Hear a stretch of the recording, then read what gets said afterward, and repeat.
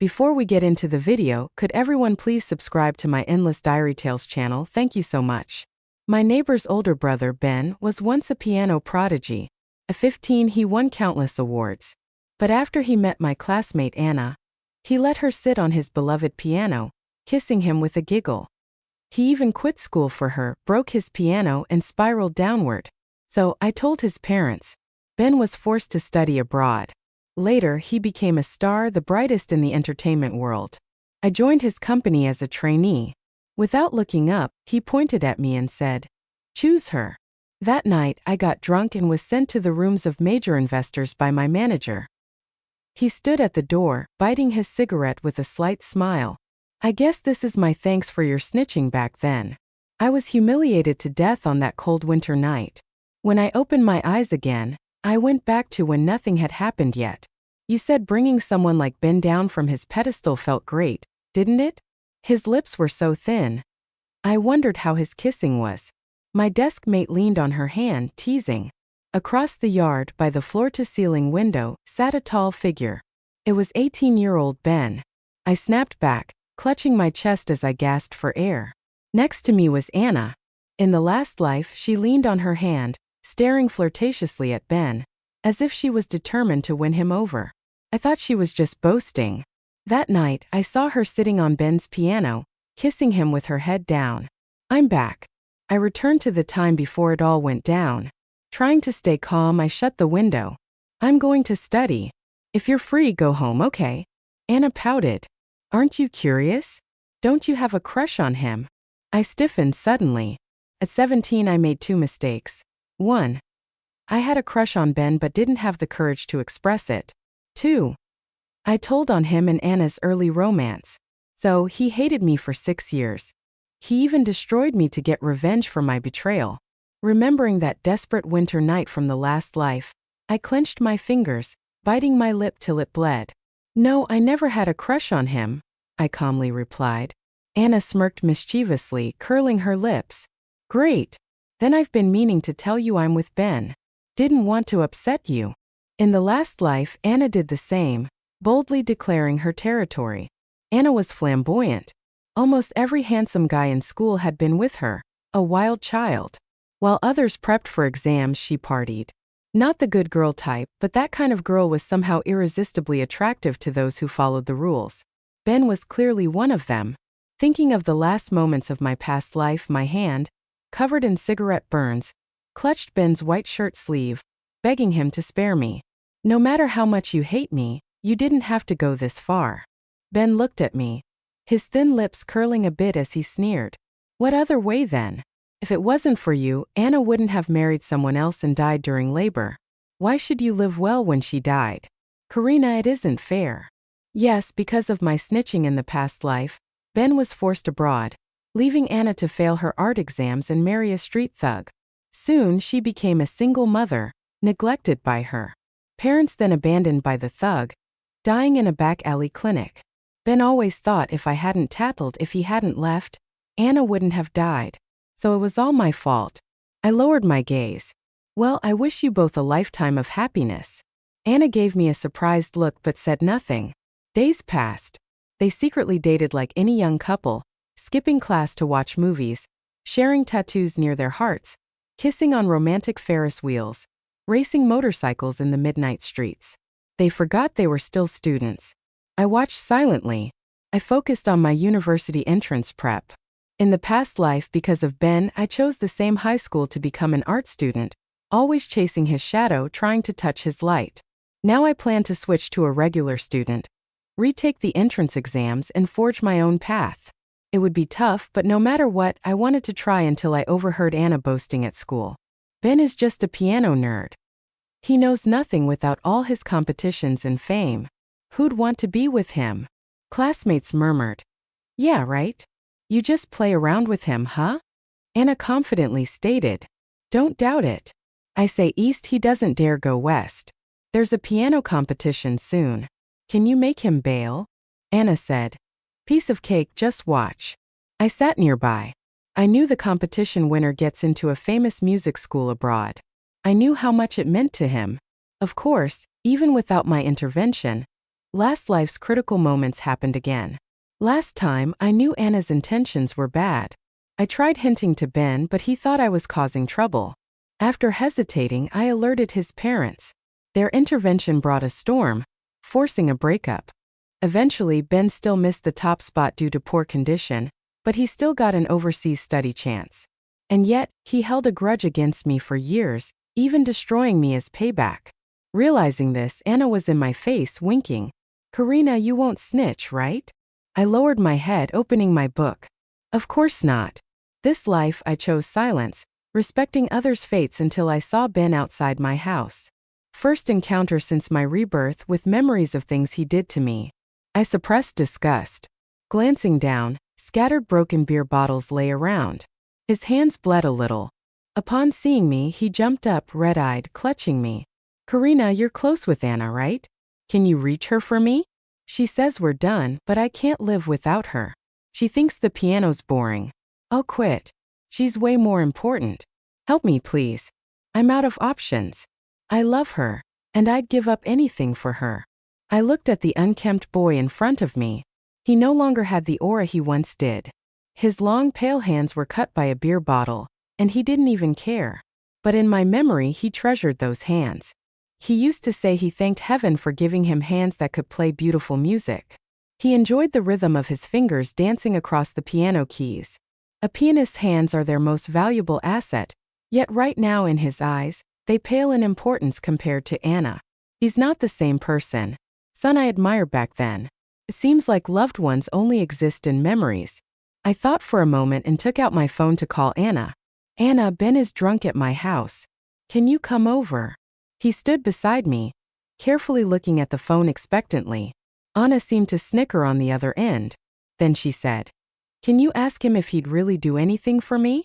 I had the speakerphone on so Ben heard it too. He hurriedly said, "Of course I would." "Then don't participate in the competition," Anna said before hanging up, leaving Ben stunned in place. I looked at Ben, curious to see what choice he'd make. Without my intervention, dreams or love, what would he choose? Ben hung his head and after a while he chuckled bitterly, saying, "Do I really have to give up the competition to prove how important she is to me?" He wasn't asking me, but I knew he had his answer. I didn't say much, just watched him leave despondently. Ben really didn't go to the piano competition because his hands were injured. Amazingly, he and Anna got back together. I saw them sweetly holding hands heading home from school. The light in Ben's eyes shone again as he gazed lovingly at the girl beside him. In the alley on the way home, Anna held a cigarette in her left hand, blowing smoke into his face. Ben affectionately ruffled her hair and kissed the corner of her mouth, then put his arm around her waist and walked into a nearby pool hall, laughing and joking with a bunch of young punks. I sighed, turning away to play the role of a complete bystander. It wasn't until Ben's mom found our class that things escalated. Ben's mother, Jenny, was a teacher, always proper and serious in my eyes. She used to lovingly help me with my homework, praising me as a smart kid. Ben's family was modest. His dad worked in a small company and his mom was a high school teacher. They've always pinned high hopes on Ben. When she learned Ben loved piano, Jenny didn't hesitate to use up her savings to buy him an expensive piano. Ben didn't disappoint them, winning countless awards, big and small. As long as he graduated from high school, he'd get an offer from a prestigious music school abroad. This competition was supposed to be his stepping stone. But Ben squandered his chances. Standing before our class, Jenny's face twisted with anger and she slapped Anna, leaving 5 red marks on her glamorous cheek. Anna stared back in disbelief and shouted, "What right do you have to hit me?" Jenny sneered, "What right? Just because you, at such a young age, lead my son astray? Do you know how much effort I've put into getting him this far? And you dare lure him into giving up the piano competition for you?" Jenny didn't work at our school, so while Anna and Ben dated openly, even the teachers knew about it. But since Ben had such a promising future after his college entrance exams, he could easily get into prestigious schools abroad. So apart from shaking their heads and sighing about what a good guy he was with someone like Anna, the teachers didn't interfere much. Anna, now white, faced with insistence, "Jenny, your son begged me to be with him. I didn't force him at knife point to quit the competition. It was his choice." Jenny's eyes, flipping with rage, reached to pull Anna's hair. A curious onlooker had already run out of the classroom. Soon Ben got word and rushed over. He pushed his mother away, standing protectively in front of Anna. "Mom, you're nuts. Hit me if you want." The decision to quit was mine. It had nothing to do with her. Jenny probably didn't expect her usually obedient and sensible son to contradict her. For a girl furious, she was shaking on the brink of collapse. She slapped Ben too, then suddenly pointed to me amid the crowd and asked, "Why her? Even if it were someone like Karina, I'd forcibly accept. Are you trying to kill me?" Caught off guard, I stood frozen. This hadn't happened in another life. Jenny never came to the school. Even later, when she found out they were dating, they handled it more discreetly then. But not this time. She's making a scene, embarrassing them both as Jenny called me out. Everyone turned their eyes toward me. Anna, as if realizing something, suddenly glared at me. "Karina, did you rat us out? How could you? I thought you were my best friend." Ben also looked at me, lips tight, but his gaze was frightening. I was about to burst. I hadn't done a thing, yet everything was pinned on me. I shrugged. "It's not me.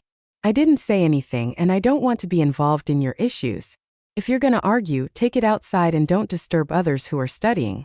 Also, Aunt Jenny, please clarify that this is not my doing." Anna, however, was convinced I was the snitch. Ben's teacher soon arrived, pulling Jenny back and urging her to calm down. Jenny finally reined in her temper. "If your teachers hadn't informed me, I wouldn't even know what you've been up to behind my back."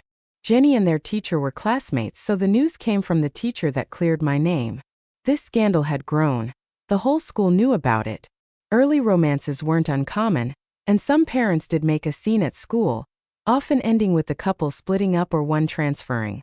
Anna was an art student with some academic neglect, believing she could easily get into a school with her looks. She wouldn't transfer for Ben.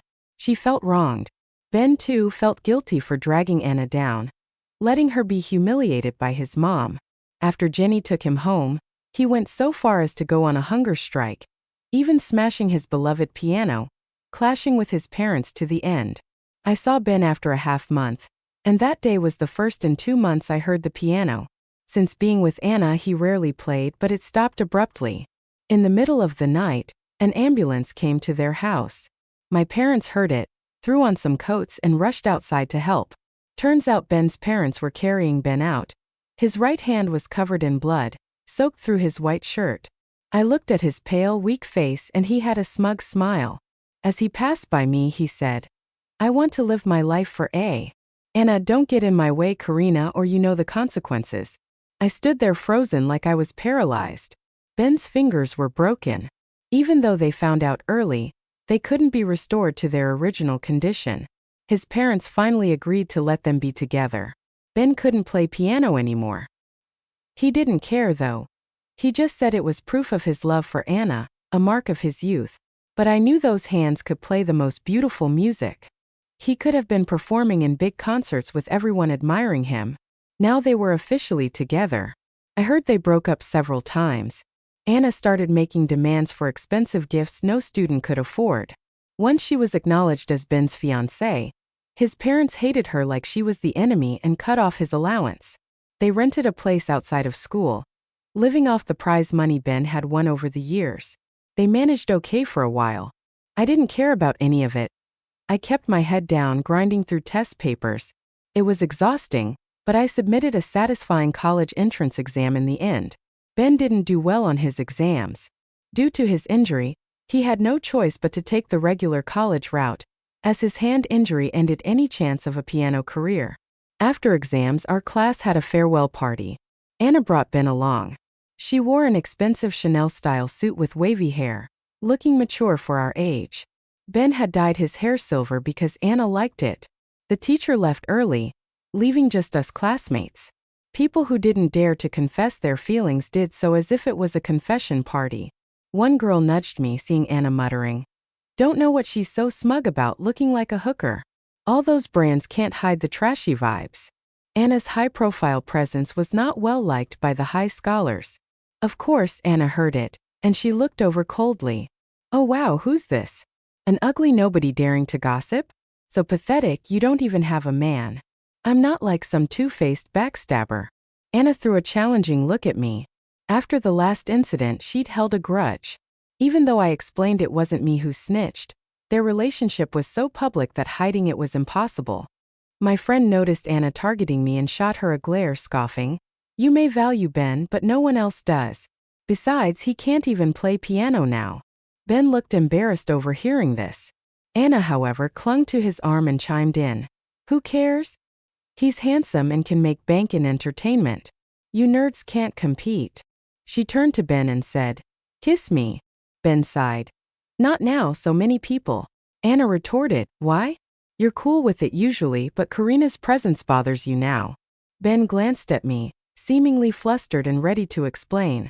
I cut in, "Anna, this is a class reunion, not your personal love nest. Don't involve me." I tried leaving, but Anna stopped me, taunting, "Don't act like I don't know about the love letters you hid under your desk. Pretend all you want. You liked Ben too." Turns out Anna knew about my crush on Ben for a while. Doesn't it sting when I realized that in this life I wasn't as impulsive? It's normal to have a teenage crush, and I never let it interfere with anyone's life or mine. I wasn't ashamed. "I don't see Ben as a gem, Anna," I said plainly. Ben seemed surprised, thrown off by my words, but I was done engaging and walked out of the KTV. The night air cleared my head as I waited for a cab. Then I heard footsteps behind me. It was Ben. "Don't mind Anna, she's blunt, but she doesn't mean it." I stood still at the curb. Our shadows were cast on the dimly lit street. I asked, "Are you happy?" He seemed puzzled. "Are you with Anna?" I asked again. He exhaled sharply. "You've come back too?" Yeah, from the moment Ben's fingers were injured, I knew he was reborn. Now both of us had memories from our past lives. Before, I alone carried those memories. I could bury that hatred inside. But now, with Ben also remembering, I said, "Relax. I won't meddle this time. If I knew how much you hated me back then, I'd never have acted. But it's pointless now." I turned to look at him, not the image I recalled, neither resembling his successful past self. "Sorry for what happened before, but Anna's innocent. Don't resent her." He began, but I cut him off. "Everything's been reset. I won't dig up old events. You and Anna are none of my concern. That's it. Goodbye, or rather, see you never." I thought Ben really felt guilty for what he did to me in the past life, but it turns out he was just worried I'd get back at Anna. He thought too highly of himself, watching him hit rock bottom, stuck in the mud forever. That's way more satisfying than any revenge. Anna chased us outside from the KTV. Seeing us talking by the street, she shrieked, rushed over and slapped Ben right across the face. "Good job, Ben," she screamed. "You sneak around with this little tramp behind my back. What, tired of seeing me? I've given you so much, and this is how you repay me? Where's your conscience? I got kicked out of art school for you. I can't be a star now. Do you even care about me and the baby I'm carrying?" Anna was pregnant. I glanced at the two of them, surprised. Just then a cab pulled up. I quickly jumped in, afraid that if I waited any longer, something might happen to Anna and Ben would come after me for it. I later heard from classmates that Anna found out she was pregnant during a checkup. She wanted to terminate it, but Ben insisted she keep it. Figures. In the past life, Anna had complications from an abortion at a sketchy clinic and died. Just like a tragic story you'd read about teenage angst. No way Ben would let history repeat itself this time, but none of it concerned me. After the college entrance exam results came out, Ben's scores were only good enough for a low-tier college. No surprise about Anna. She didn't even pass the health exam for art school. My scores weren't stellar either, but at least I got into a well-known university, headed to the school of my dreams.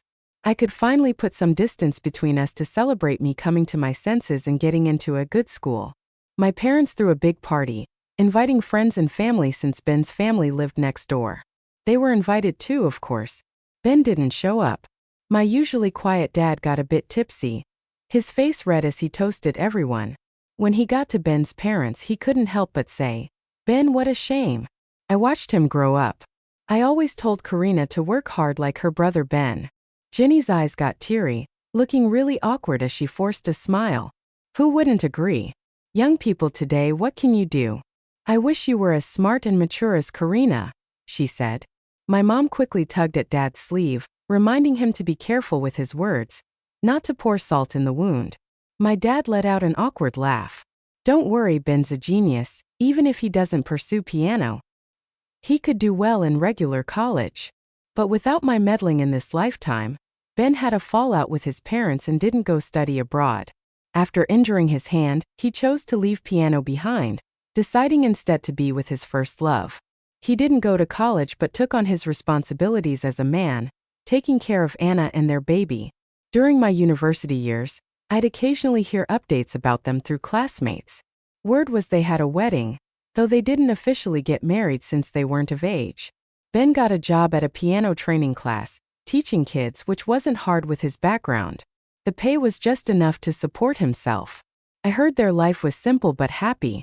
Eventually, I got caught up in my studies and stopped checking the high school group chat. After graduation, knowing a bit about future trends from my past life, I joined a good company. Within 3 years, I climbed up the ranks, becoming an admired supervisor with a $1 million salary. My parents worried about me not being married, saying I was getting older and should find someone. I always brushed them off. Finally, my dad asked, "Karina, are you still thinking about Ben?" I paused, surprised. I hadn't heard Ben's name in forever. He didn't enter the entertainment world this time around, didn't become a famous musician.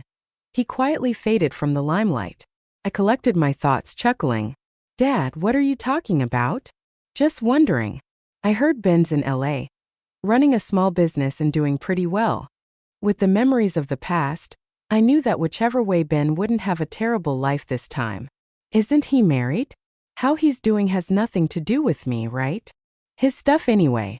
Your mom's calling me for dinner. Take care of yourself out there, okay? My dad rushed off the phone, leaving me deep in thought. Then unexpectedly, I bumped into Ben. It happened at a small boutique restaurant with a unique vibe, introduced by a friend as a date spot with a guy named Larry. I'd met Larry a few times, a young man smart and promising. He seemed really interested in me, so I agreed to meet him again. He was early, and as I sat down, he asked, "Cold outside? Want something to drink? My friend owns this place. Their coffee's really good. Anything's fine." My eyes scanned the room until they landed on a corner with a piano. I froze, memories flooding back like a wave. I instinctively walked over. On one corner of the piano, there was a spot where the finish was chipped, covered with a Doraemon sticker. It had yellowed over time but still stuck on firmly, showing it had been well cared for. Memories rushed in when I was 12. Both my parents were working late, and the power was out in nearby neighborhoods due to electrical work. Terrified, I sat by the window with a flashlight, thinking of all the scary movies I'd seen with friends, and cried. Suddenly, someone tapped on the window, startling me into a scream. A gentle voice followed. "Don't cry. I'm Ben from next door. I heard you crying. Scared of the dark? Have you had dinner yet? My mom made some. There's plenty." When I didn't reply, he didn't push. A while later, a lunchbox was pushed in through the window. "If you're still scared, I can play piano for you." That night, the power never came back on. Ben played song after song from next door, keeping me company through the long night. That piano was Ben's. The sticker was from when I got to know him better. I'd accidentally scratched the finish off when I visited. I was scared at the time. Even as a kid, I knew pianos were expensive, and my parents would kill me if they found out. But Ben just ruffled my hair and said, "It's okay. No big deal." Back then, we put on that cartoon sticker together.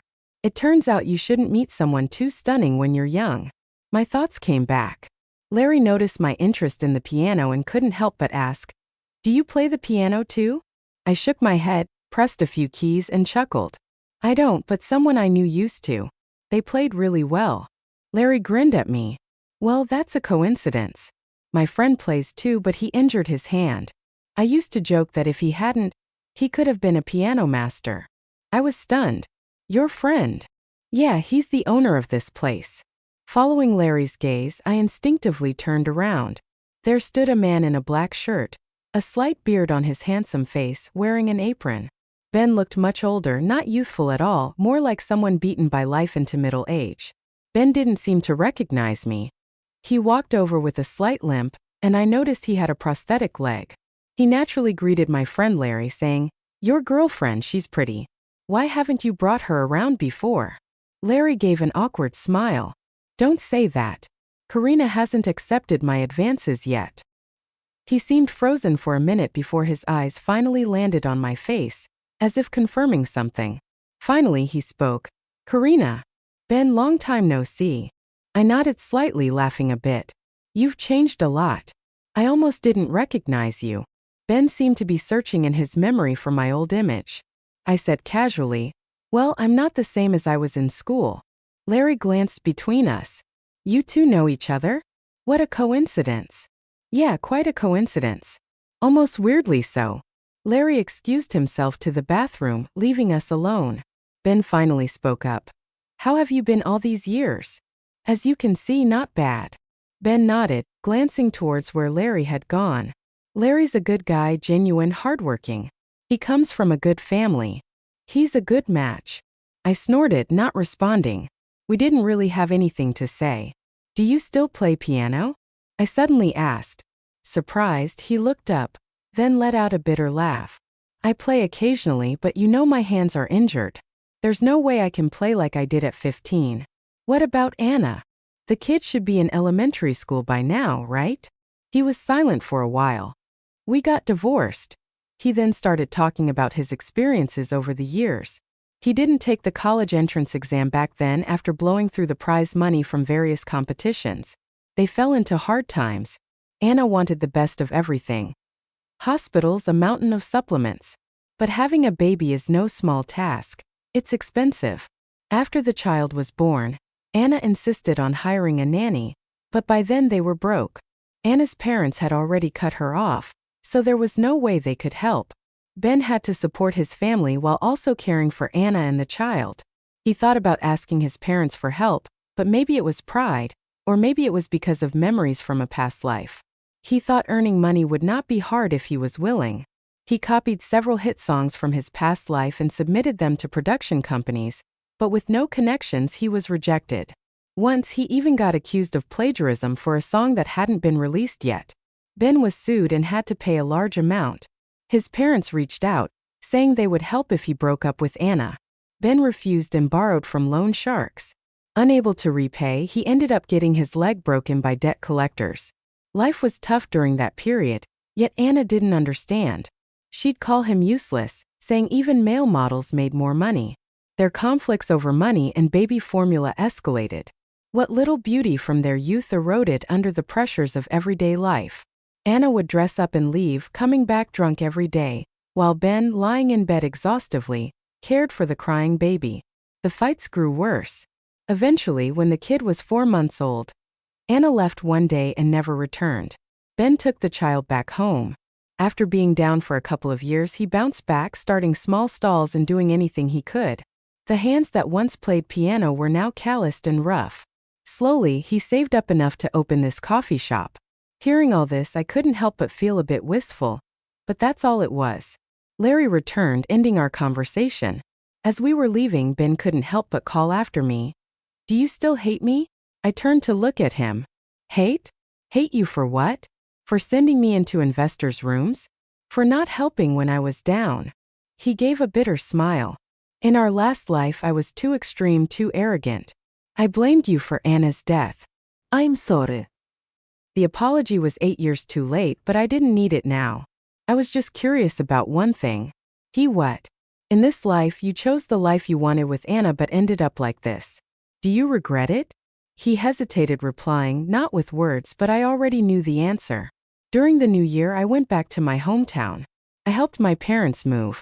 I got them a big place in the city center and got my dad a new car. While moving, I ran into Ben's parents. Inside their house, arguments echoed. Dishes crashed to the floor. I curiously asked my parents, do they argue often? Mom was ready for some gossip. You haven't been back these years. Did you know Ben had a kid with a woman? Asson. The woman ran off. I think she was your high school classmate, right? She couldn't stand Ben being a cripple and not making money.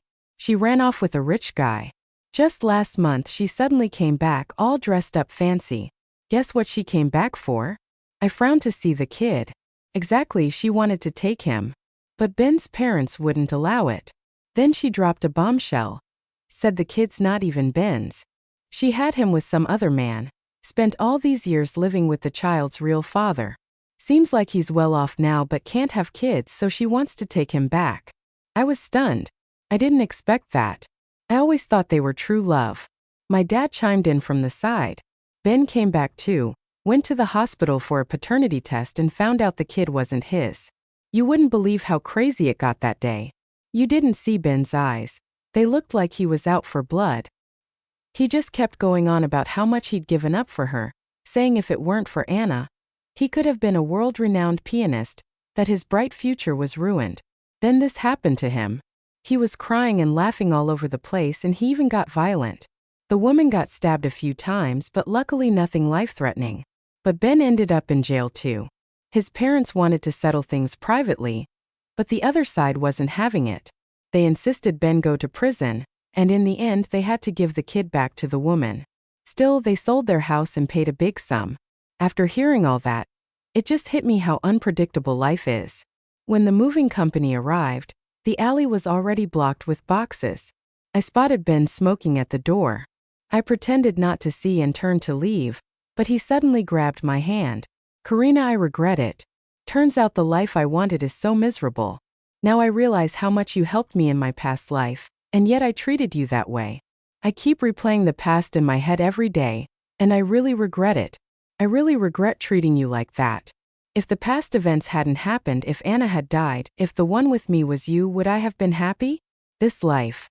Why didn't you stop me? Didn't you always like me? Ben looked at me with pleading eyes, and I mercilessly shook off his hand. Get a grip, Ben. Let me say it again. This is the life you wanted. No matter what you choose, someone like you won't find happiness. I did like you, but I liked that warm-hearted boy who played piano for me over and over. Dark nights. Not the Ben you are now. He finally retracted his hand in defeat. I left the alley without looking back, feeling the heaviness in my chest finally evaporate. The past is just like smoke. Ben committed suicide on New Year's Eve. His parents' cries were agonizingly loud. He left a note.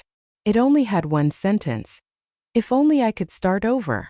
I don't know if Ben will be reborn again, but I know this. Someone as selfish as him, no matter how many chances he gets, won't have a perfect life. Life is supposed to be full of regrets. He blamed everyone else for his mistakes. People like that will never find happiness.